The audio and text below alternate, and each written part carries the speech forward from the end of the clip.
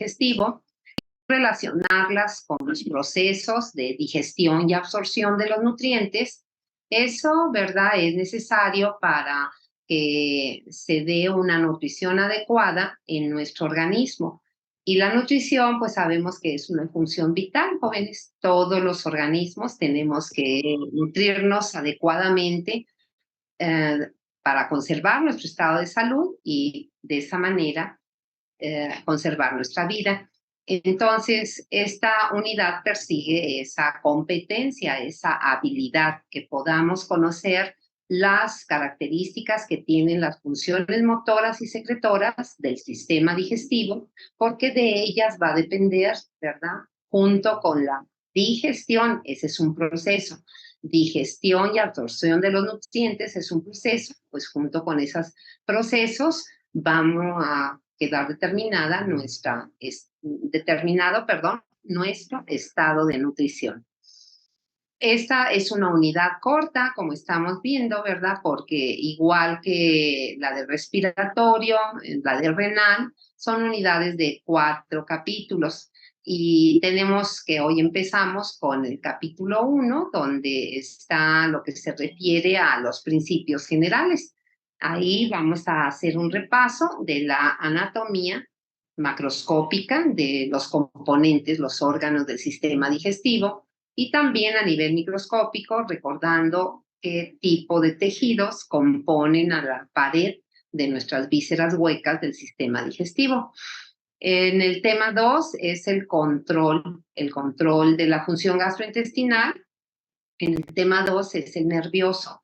Y esto es muy importante porque nos va a permitir recordar que el sistema digestivo tiene un sistema nervioso propio, intrínseco. También se le llama entérico, ¿verdad? Y tiene esos 2 plexos, el de Meissner y el de Auer. Como cualquier víscera, obviamente hay inervación también por el sistema autónomo a través de nervios simpáticos y parasimpáticos. El sistema digestivo recibe, como el corazón y como el sistema respiratorio, doble inervación. En el tema 3 es el control hormonal. Aquí hay que ser puntuales en el sentido de señalar que las hormonas que van a regular al sistema digestivo son hormonas locales. Eso significa no son hormonas de glándulas endocrinas, sino producidas por algunas células especializadas que tiene el propio sistema digestivo. Ya las veremos. Y finalmente tenemos como penúltimo tema, hay también un control local. Aquí no viene, pero lo vamos a ir viendo a medida que avancemos del capítulo 1 al 2. En el tema 4 es los 2 tipos de movimientos funcionales que se desarrollan en nuestro sistema digestivo y son los llamados propulsivos, que más frecuentemente en clínica le denominamos peristaltismo o movimientos peristálticos. Y los movimientos de mezcla, que se llaman también segmentarios o de mezclado. Y luego, pues terminamos recordando que la circulación gastrointestinal es muy compleja, es esa área que le llamamos circulación esplácnica. Bueno, en el tema 2, ¿verdad? En el capítulo 2, perdón, lo que vamos a analizar es el transporte y la mezcla de los alimentos. Y entonces hay funciones desde la boca. Ahí lo tenemos, ¿verdad? El reflejo de la masticación, de la deglución. Luego, las funciones motoras del estómago, obviamente también en el intestino delgado y hasta terminar con el colon. Y hay aplicaciones clínicas en todos los casos. Y luego en el tema 3, jóvenes, pues ya se refiere a las funciones secretoras. Y ahí es revisar las características que tiene desde la secreción salival, que es la que se vierte a nuestra boca, nuestra cavidad oral, pasando al estómago con la secreción gástrica o jugo gástrico, como se le llama también. Enseguida, las secreciones que se vierten al intestino delgado, como la que produce el hígado y se almacena en la vesícula biliar, que es precisamente la secreción biliarobilis, el jugo pancreático o secreción pancreática y el llamado jugo o secreción intestinal, que es producida por los enterocitos, que son estas células epiteliales secretoras de la mucosa, del intestino delgado. El colon, ¿verdad? Tiene también una secreción mucosa, protectora, y bueno, ya también lo veremos a su debido tiempo. ¿Qué más? ¿Con qué termina? La unidad termina con el capítulo 4.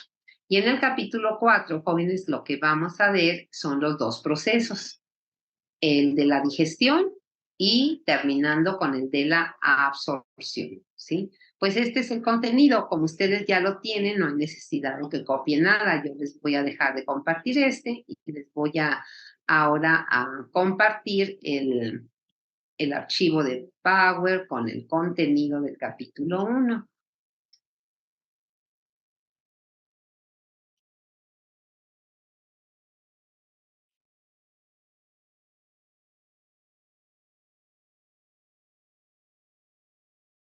¿Están viendo bien la primera diapositiva? Sí, doctora. Sí. Gracias. Pues en este archivo de Power tenemos el contenido de los dos primeros capítulos, el 1 y el 2, ¿sí? Entonces acuérdense, en el 1, pues nuevamente siempre empezamos con tener aquí puntualizado cuál es nuestro contenido. La anatomía macroscópica, los componentes del sistema digestivo y la pared gastrointestinal. Y luego el control nervioso que nos va a hacer recordar cómo es el sistema, o sea, dónde están sus neuronas del sistema entérico, tanto del plexo de Meissner como el de Auerbach. Y finalmente el control hormonal de las diferentes hormonas que estamos leyendo para terminar con los tipos funcionales de movimiento y la circulación esplácnica. La figura que tenemos a un lado no es de Guyton, ¿verdad? Es de otro texto. Pues la ventaja que tiene es que está en inglés y entonces es el doble beneficio. Si no sé cómo se escribe faringe o esófago, vesícula biliar, bueno, pues lo aprendo, ¿verdad? Y es un doble beneficio. Los órganos predominantemente en el sistema digestivo son vísceras tubulares huecas, pero obviamente el sistema digestivo empieza con la boca o cavidad oral y todos los componentes de ella, desde los labios, los dientes, paladar, la lengua, ¿verdad? Pues todos cumplen una función. También encontramos aquí las glándulas salivales que secretan esta secreción precisamente a la boca. ¿Con qué se continúa hacia atrás? La faringe, que va a dar origen a lo que es el esófago. Y el esófago, recuerden que termina desembocando en el estómago.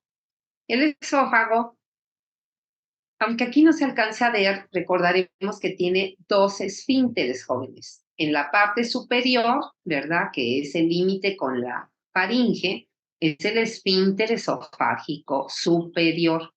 En la parte inferior, donde desemboca al estómago, en la parte del fondo, la parte alta del estómago, tiene otro esfínter, es el esfínter esofágico inferior, y a este último, recuerden que le decimos cardias, ¿sí?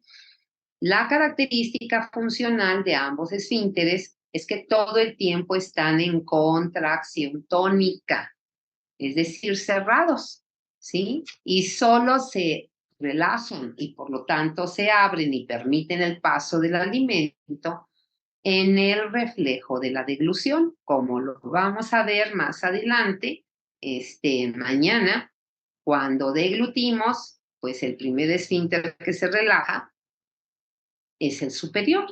¿Para qué? Para que el bolo alimenticio o el líquido que deglutimos pase a través de la faringe al esófago.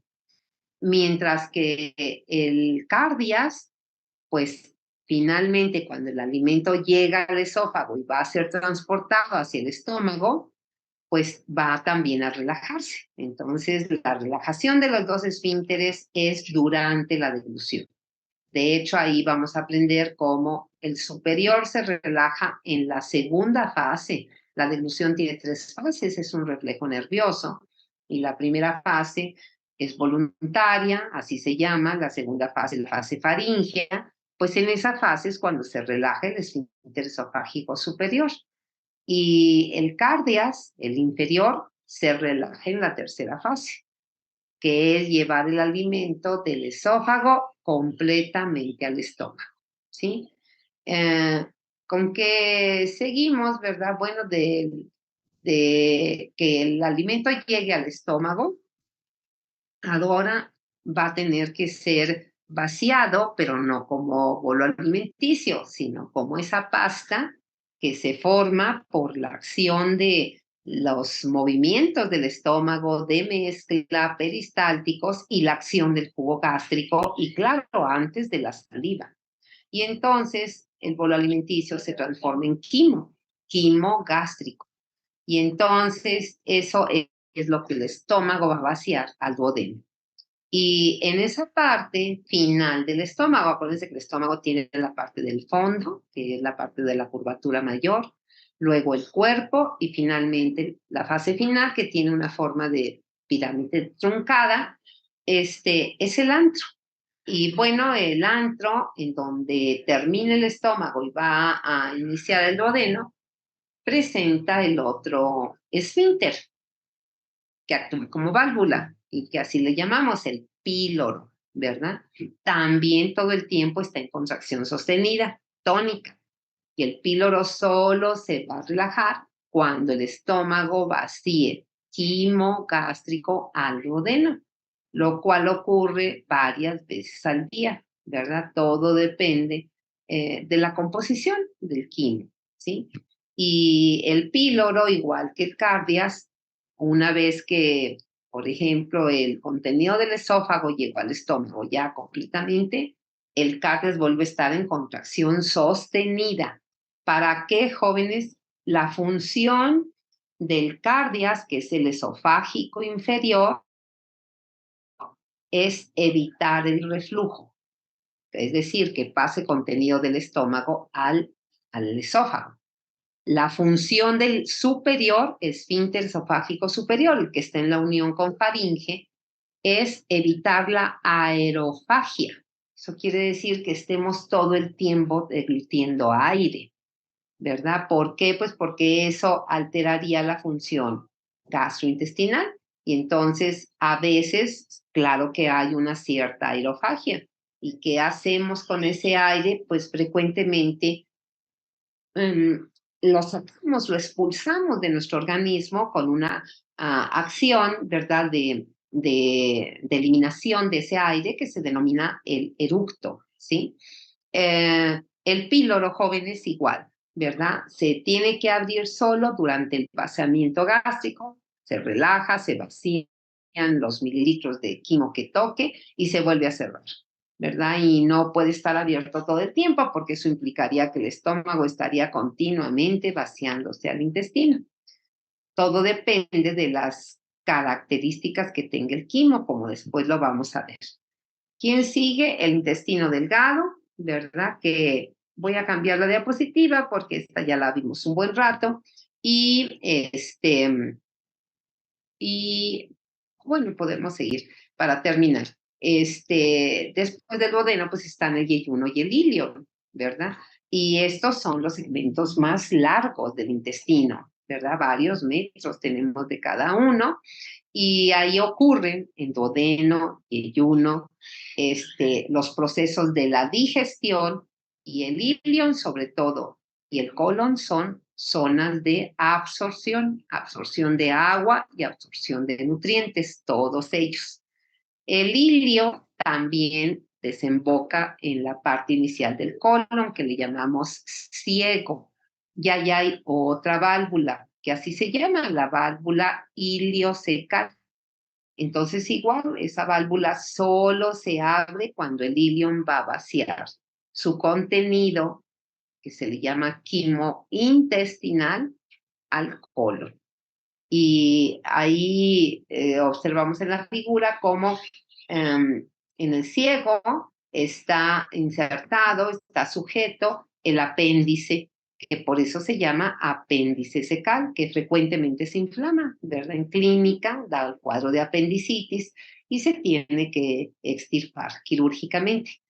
El colon, jóvenes, pues en su extensión es mucho más corto que el intestino delgado. Sin lugar a dudas, ya hablaremos de las dimensiones, y tiene un segmento ascendente que termina a nivel de lo que está la ubicación del hígado y se dobla para dar origen al colon transverso. Y ese primer ángulo, como está en relación con el hígado, pues se le llama ángulo hepático del colon. El colon transverso vuelve a doblarse para dirigirse hacia la cavidad pélvica y es el colon descendente, que culmina ese colon con lo que es el asa sigmoides o sigmoides, nada más. Y ese ángulo de la izquierda, como está en relación con el vaso, entonces es el ángulo esplénico del colon. Entonces el colon termina en el asa sigmoides, en el recto y finalmente en su esfínter, el esfínter que va a permitir que podamos expulsar el material que no fue digerido durante el proceso digestivo y que se tiene que excretar, y por eso el sistema digestivo forma parte de nuestro sistema excretor, ¿sí? El esfínter anal tiene realmente dos esfínteres.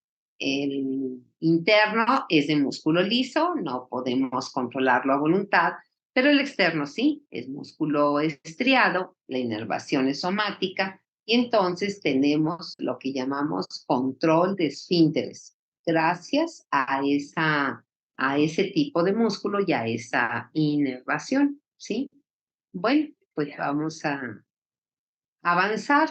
Y aquí esta diapositiva nos vuelve a dar la misma imagen, pero nos está enlistando en los dos cuadros de diálogo, jóvenes, nos está enlistando arriba lo que son las funciones generales del sistema digestivo, que básicamente son tres. La nutrición, que ya comentamos, ¿verdad? Y que tiene que ver con que el sistema digestivo, como lo mencionamos antes, aporta todos los nutrientes excepto el oxígeno, ¿verdad? Pero todos los demás, desde el agua, carbohidratos, lípidos, proteínas, aminoácidos, minerales, iones, vitaminas, todo, ¿verdad? Es aportado por el sistema digestivo a través de la nutrición. La excreción, que también comentamos, bueno, pues es la eliminación de productos finales del proceso de digestión que tampoco fueron absorbidos. Entonces, yo les decía, por ejemplo, la fibra de la dieta no se digiere, y como no se digiere, no se descompone, no se hidroliza, y por lo tanto sus componentes no los absorbemos. Entonces, la fibra de la dieta o fibra dietética tiene otra función muy importante, ¿verdad? Es una función de arrastre, de facilitar que el contenido del intestino siga avanzando hacia adelante, y se ha asociado el consumo alto de fibra de la dieta a, por ejemplo, el hecho de que no se absorba tanto colesterol, también a que las células de la mucosa intestinal se descamen de una manera normal, y eso es como un mecanismo que previene el desarrollo de cáncer, sobre todo cáncer de colon, que sí es bastante frecuente.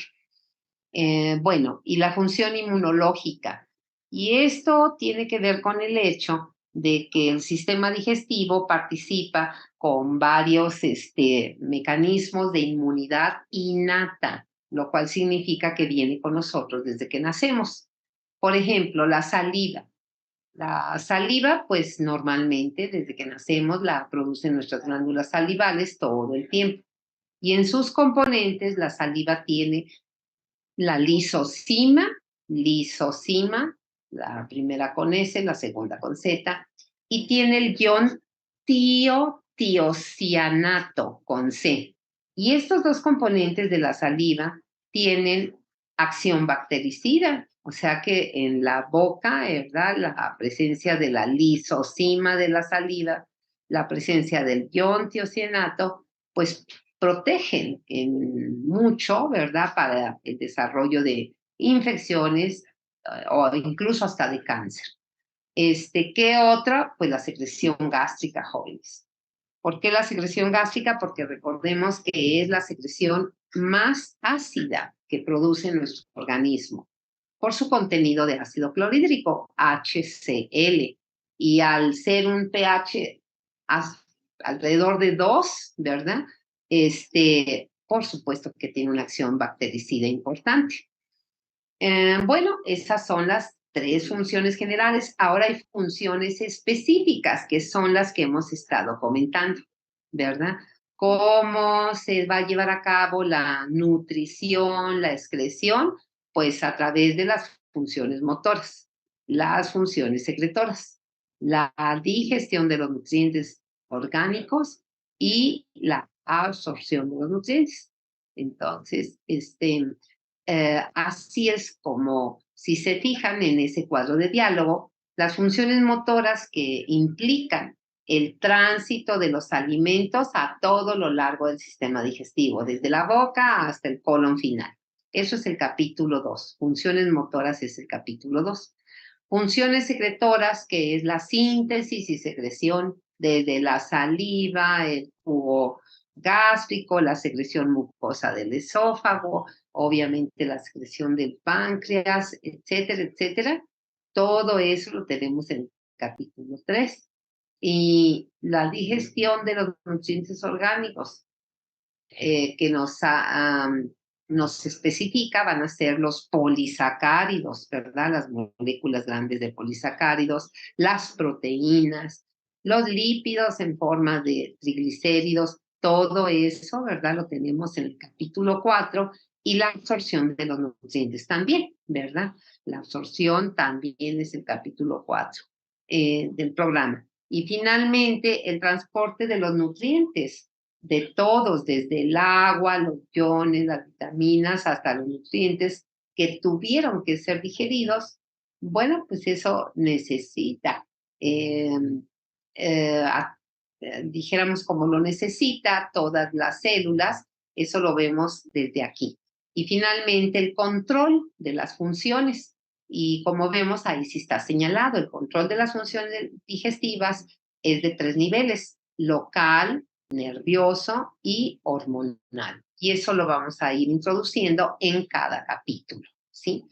Voy a hacer un alto por si tienen alguna duda, pregunta o comentario de esta introducción, que es lo que acabamos de terminar.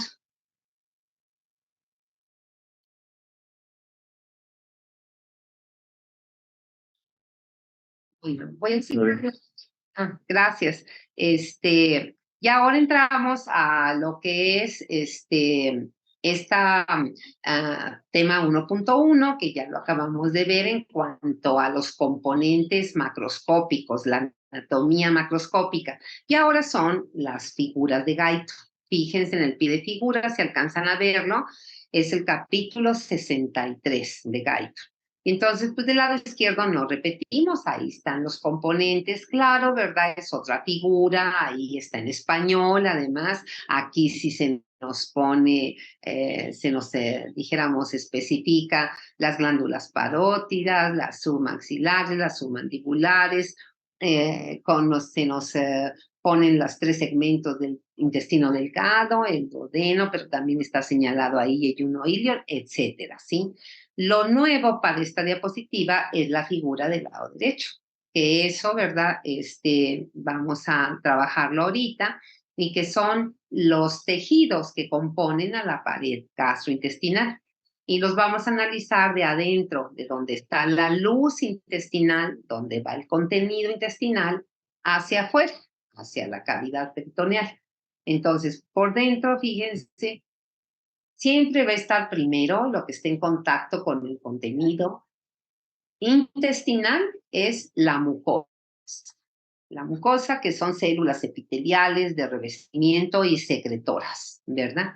Y ese epitelio siempre descansa sobre una membrana basal, ¿verdad? E inclusive en este caso va a tener, ahí lo dice, hasta una pequeña capa de fibras musculares cortas, que es la muscular mucosa o muscularis mucosa. Bueno, por por fuera de la mucosa va a estar lo que es la submucosa. Ahí lo vemos, arriba de musculares mucosas se lee submucosa. Esta parte de la pared es muy importante. Como vemos, ahí encontramos glándulas complejas, ¿verdad? Ahí están las glándulas submucosas. ¿Y qué más encontramos? Muy importante, jóvenes, en la parte inferior, pues se nos dice que está uno de los dos plexos del sistema nervioso entérico, el SNE. Y ese plexo es el llamado de Meissner. Y por esa localización a este plexo también se le dice submucoso. Entonces es el plexo de Meissner o submucoso, ¿sí? Muy bien. Y luego, jóvenes, tenemos por fuera de la submucosa las dos capas de músculo.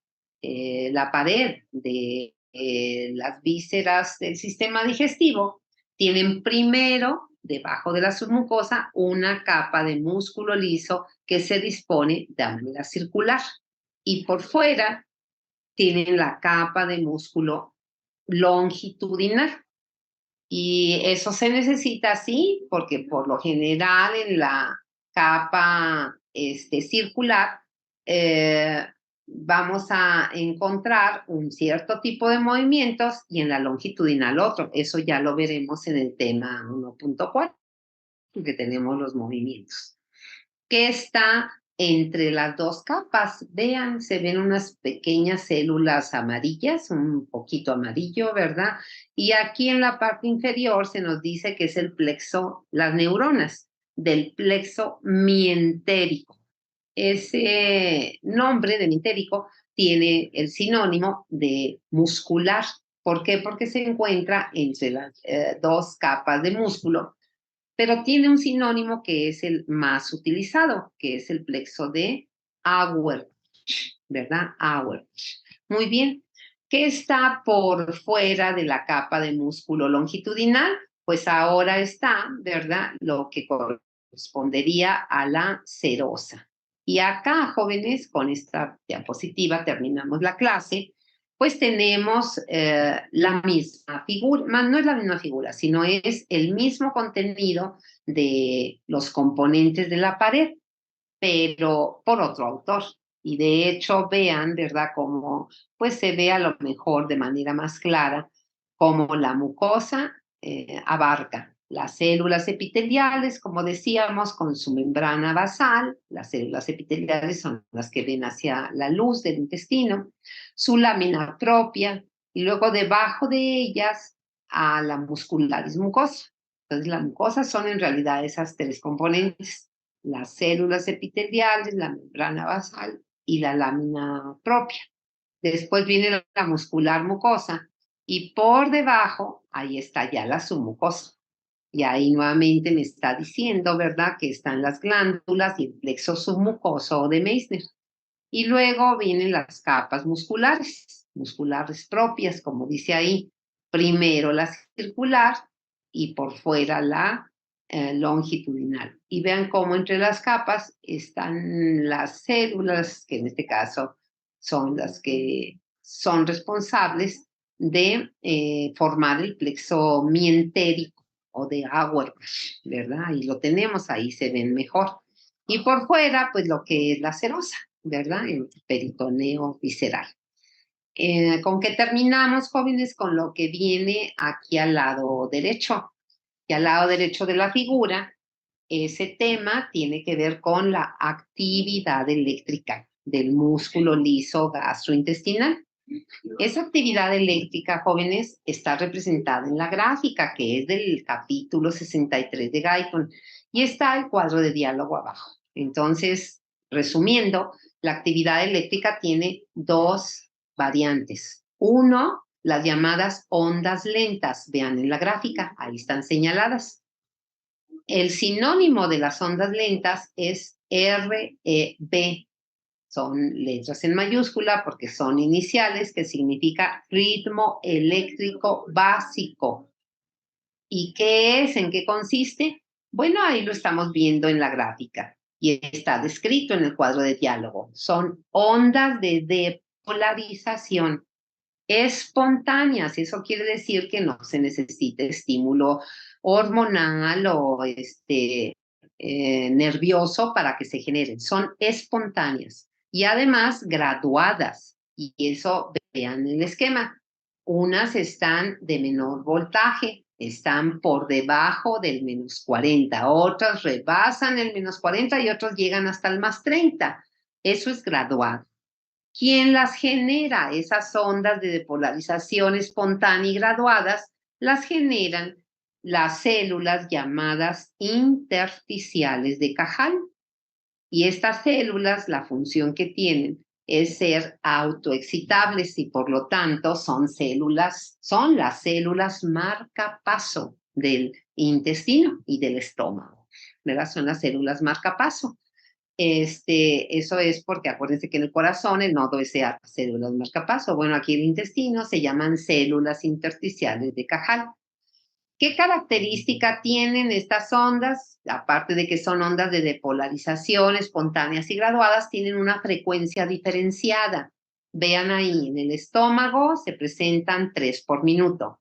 En el duodeno, 4 veces más, 12 por minuto. Y van disminuyendo hasta llegar al ilion, 8 por minuto, quizá 9. En el colon también son menos frecuentes. En el ciego, ¿verdad? Es 2 por minuto. Pero en la parte final, que es el sigmoides, pues puede haber hasta 6 por minuto. Y finalmente, ¿cuál es la segunda actividad eléctrica, jóvenes? Para terminar, es o son nuestros potenciales de acción del músculo liso gastrointestinal. Son o tienen forma de espiga, ¿verdad? Entonces se les puede llamar, como está en la gráfica, espigas solas, o se les puede llamar potenciales espiga.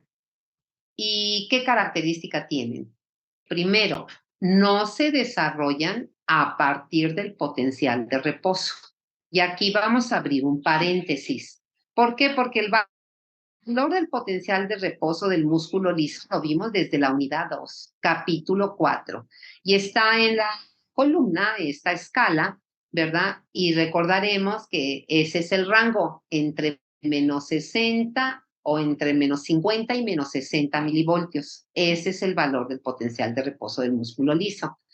Y el umbral de excitabilidad es 10 milivoltios menos, es decir, menos 40 milivoltios es el umbral de excitabilidad. Y entonces, los potenciales espiga, finalmente, jóvenes, nunca se van a generar a partir del potencial de reposo. Siempre se van a generar a partir de las ondas lentas, siempre y cuando la onda lenta al menos llegue al umbral, al -40, o lo rebase, menos negativo. Entonces, vean, en las primeras ondas lentas se generaron, pero el voltaje llegó o quedó menos del -40. No hay espigas. En el segundo caso, justo alcanzaron el -40. Y fíjense cómo hay 2 potenciales en cada onda lenta. Y finalmente, en el tercer caso, lo rebasó, llegó al +30, perdón, no más, -30, y entonces vean varios. Y es que así se comporta. El número de espigas va a depender de qué voltaje, qué altura alcanzó la onda lenta. Y entre más grande, o sea, entre más se aleje, ¿verdad?, del umbral de excitabilidad hacia arriba, o sea, hacia la depolarización, se pueden generar no una o dos, se pueden generar 4 o 6 potenciales espiga. Y finalmente, como estamos viendo en el cuadro de diálogo para terminar, esos potenciales espiga son los que producen la contracción del músculo liso. Y concluyendo en la gráfica, jóvenes, fíjense, esta actividad eléctrica, las ondas lentas y por lo tanto las espigas, es estimulada, o sea, aumentada por distensión. Ese es un estímulo local, ¿verdad? Por distensión. Distensión del alimento que llega. El estómago aumenta su peristaltismo, sus contracciones de mezcla cuando comemos, con la llegada del bolo alimenticio o del agua que tomamos. El intestino delgado va a aumentar la frecuencia de sus ondas lentas y su altura y los potenciales espiga para que haya más peristaltismo cuando el estómago le vacía el quimo y el colon es igual, ¿sí? Entonces, la distensión por la llegada del contenido. Y finalmente, el estímulo nervioso parasimpático actuando a través de su neurotransmisor, la acetilcolina, y uniéndose la acetilcolina en receptor muscarínico. Hay que buscar isoforma, ¿verdad? Si es la M3, si es la M4, ¿verdad? Que seguramente son de estas isoformas. Y finalmente, jóvenes, ¿quién tiene el efecto inhibidor? Tiene efecto inhibidor porque en lugar de depolarizar este estímulo, que es el simpático, que va a liberar noradrenalina, que va a actuar sobre el receptor adrenérgico, va a hiperpolarizar. Va a hiperpolarizar. Y entonces, ¿qué es lo que hace, verdad? Es la noradrenalina actuando sobre el receptor adrenérgico beta 2. Y entonces relaja al músculo liso, disminuye el peristaltismo. Y por eso, jóvenes, cuando estamos en estrés, liberando muchas catecolaminas, pues una respuesta corporal es estreñimiento. ¿Por qué? Porque la noradrenalina está disminuyendo el peristaltismo intestinal con su neurotransmisor actuando sobre el receptor adrenérgico beta 2. Jóvenes, ya no da tiempo, ¿verdad? Yo tengo otra actividad ahorita, pero sus dudas escríbanlas. Mañana nos vemos en clase y podemos contestar las dudas y seguir adelante, jóvenes, para seguir trabajando. ¿Sí? Que tengan buen día. Gracias, Edmundo. Gracias, doctora. Luego, sí.